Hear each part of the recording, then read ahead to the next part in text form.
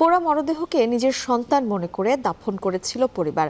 একমাত্র ছেলেকে হারিয়ে যেন দিশেহারা বাবা মা। কিছুদিন পর জানতে পারেন তাদের ছেলে বেঁচে আছে। মাথায় গুলি নিয়ে পাঞ্জা লড়ছে মৃত্যুর সঙ্গে। তবে শেষ পর্যন্ত মৃত্যুকে এড়িয়ে যেতে পারলেও বেশিরভাগ স্মৃতি হারিয়ে ফেলেছে ছেলেটি। শ্রমিক দম্পতির সন্তান ফিরে পেলেও কষ্টের সীমা নেই। বিস্তারিত জানাবেন হুমায়ুন কবির। গেল 5 আগস্ট দুপুর সাভারের আশুলিয়ায় বৈষম্য বিরোধী আন্দোলনে যায় মাদ্রাসা পড়ুয়া রিফাত হোসেন। তবে বিকেল গড়িয়ে রাত পেরোলেও তার খোঁজ মেলেনি। ব্যাপক খোঁজাখুঁজির পর বাইপাইলে পুলিশের গাড়িতে পুড়ে যাওয়া 5 মরদেহের একটিকে নিজেদের ছেলে বলে চিহ্নিত করে পরিবার। তার দাফন করা হয় বগুড়ার গাবতলীতে।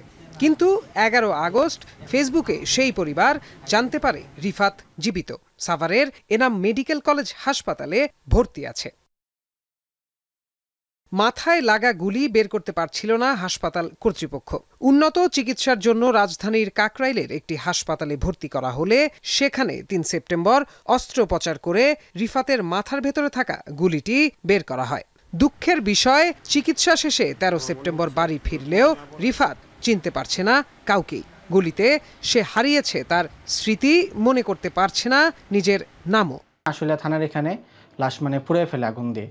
তো আমরা যখন কোথাও ওকে খুঁজে পাই নাই, তো আমরা ওখানে দেখছি দেখি যে রিফাতের মতনই সেম ওরকম ছিল।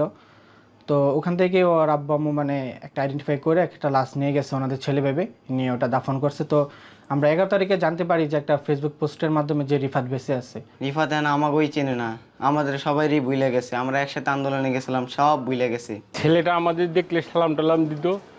এই গুলি খায়া বাসায় বিছনায় পড়ে আছে। 5 তারিখ 5 দেয়া মনে নাই, আমার কিছু মনে থাকে না। আমার মনে থাকে না, তারিখ মনে থাকে না, কিছু নামও মনে থাকে না। ছেলের সেবা যত্ন করতে গিয়ে বাবাকে বাদ দিতে হয়েছে দিনমজুরি, আর মায়ের ছাড়তে হয়েছে গার্মেন্টসের চাকরি।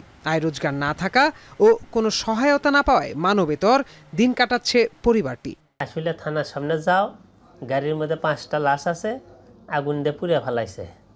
পরে ওই জায়গায় যাইয়ে আমার ছেলের মতো চেহারা দেখে আমার ছেলে মনে করে করে আসি। ফেসবুকে আমার ছেলের ছবি দেখতে পাই, পাওয়ার পরে আমার বন্ধুরা পাইয়া আমাকে এনাম মেডিকেলে লেগে আমার ছেলের দেখে ওখানে। আমি মনে করছি আমার পোলা মরেই গেছে।